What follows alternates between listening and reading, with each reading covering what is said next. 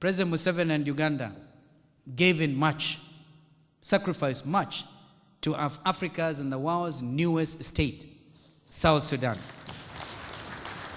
I say this from a point of knowledge because as foreign minister again, I did work very, very closely with my other colleagues in East Africa within the IGAD region to make sure that the comprehensive peace agreement that led to the realization of independent South Sudan was actually implemented.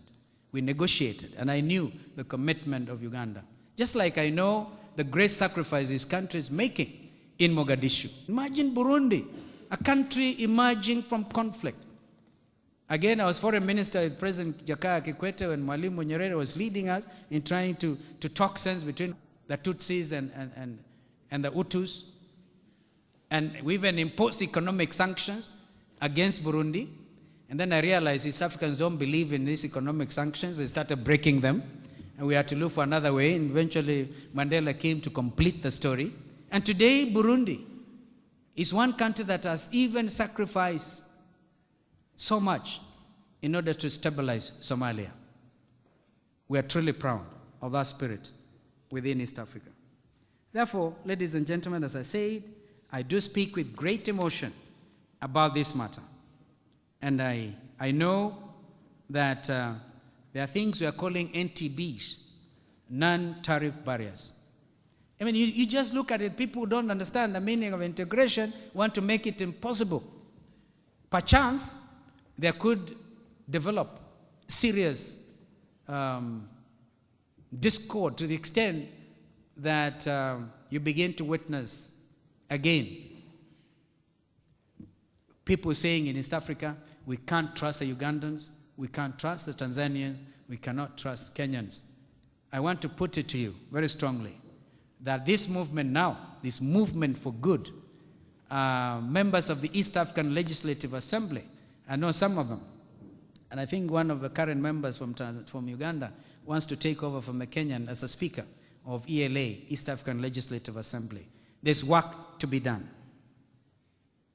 And I think the time is now. In fact, it goes to a stage where it began seemingly easy for Ugandans and Kenyans to take the first step of faith in terms of integration. My question is, can Makerere take leadership? Can Makerere disseminate this to everybody? And when that happens, I'm sure it will not be difficult for brothers in Tanzania, in Rwanda, and Burundi to follow suit. Somebody needs to do that. But I know that at the summit level, the current chair of the summit is President Nkurunziza of Burundi. And they are all very clear. We have come a long way. The moments when we would talk in disparaging terms about East Africans, I think is long gone. And now it's a time to build the bridges. If it is over land issues, I'm sure we can find some common ground and move towards the all-important next step, which is political federation. I must conclude my remarks. And if you remember, my presentation this afternoon began with the citizens' grand question for East Africa, namely, how can our countries truly overcome the social and economic adversity that afflicts their people and be able to consolidate democracy? I've attempted to construct a basis for what could be the appropriate answer, and I deliberately failed to answer that question because I wanted to do it, and demonstrated that East Africa is already in rebound and destined to succeed in ongoing process of social and economic transformation. In the governance realm, our goal must be to consolidate the democratic gains.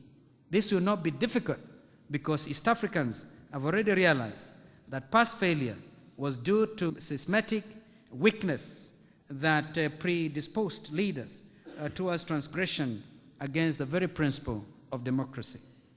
The remedy has been to rewrite national constitutions, complete with adequate safeguards against transgression of the principles and practice of democracy. And here members of the fourth estate have been wonderful participants. They are serious washikadau in Kiswahili, stakeholders, because it's important to inform East Africa where we are. Therefore, East Africa has already re-entered the era of democracy. And I'm sure this is going to stay that way.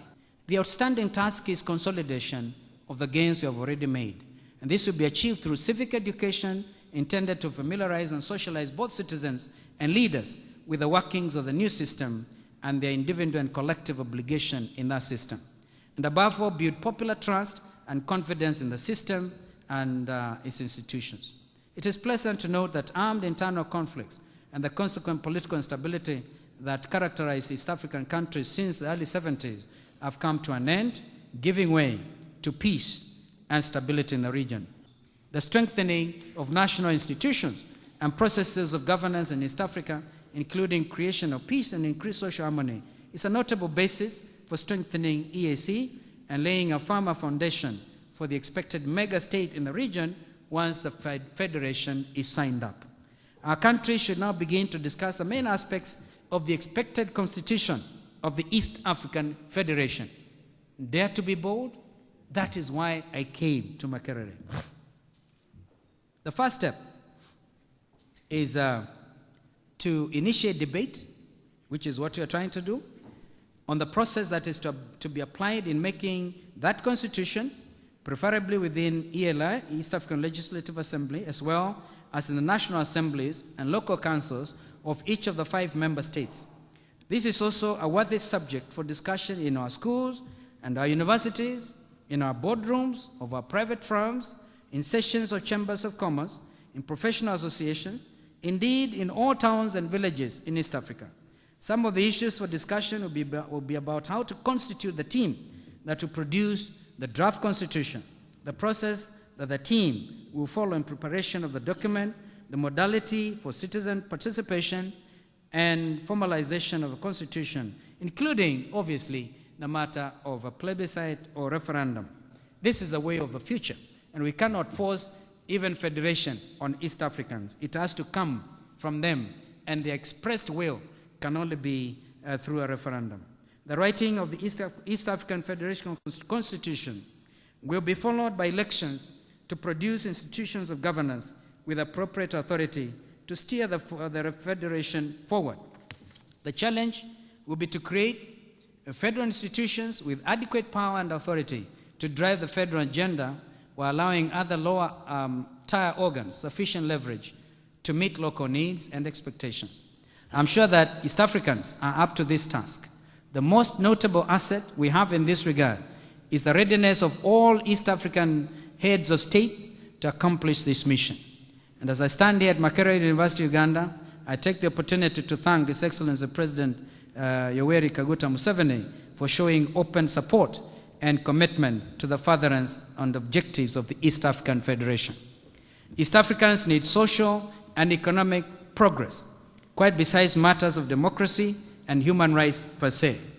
The primary goal of East African governments, including the federal government, once established, is to exterminate poverty and be able to create wealth for individual citizens, families, as well as society at large.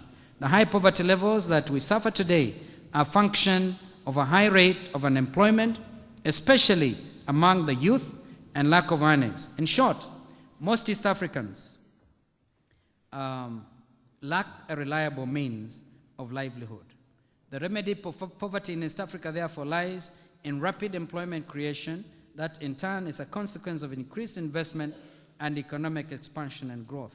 Although East African governments are aware of this formula and have indeed made effort in this direction, more focused and purposeful initiatives are truly required. Specifically, East Africa countries will have to take stock of their vital resources in agriculture, in commerce, and mining, as well as manufacturing. Stock taking in human resource is also of primary importance. The process of stock taking is a crucial stage in sparring, and this should be carried out based on the principle that nothing is really useless. For example, arid and semi-arid lands too have a contribution to make, whether they be tourist havens, like we can have our own Las Vegas. In fact, we are thinking of creating one in our town of Isiolo, if you know where that is in your geography, or irrigation fields, or ranches for livestock production. Similarly, so-called unskilled labor is actually a resource with tremendous capacity to be able to drive the East African economies. Now, skilled human resources, high potential agricultural zones, and minefields are all important resources. You have discovered oil in Uganda. We must congratulate you.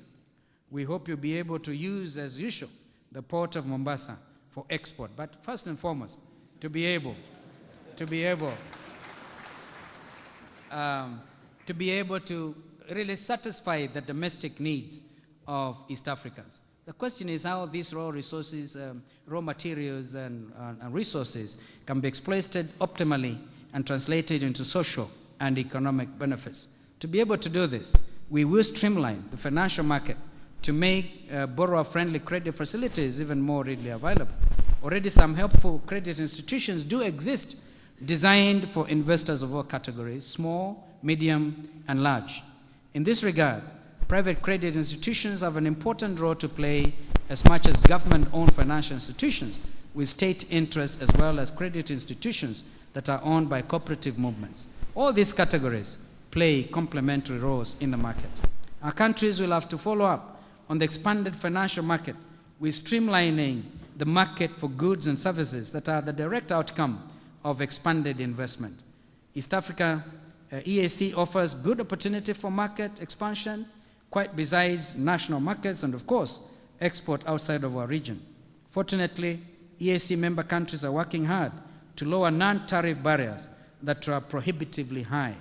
It is noteworthy also that increased employment opportunities and incomes is also the means by which the domestic market will be expanded through the increasing purchasing power of our citizens. And now, in conclusion, I don't know whether you know from Makerere's perspective that as a first essential step, what Kenya has done is to completely abolish the need for any East African wanting to work anywhere in Kenya to carry a work permit.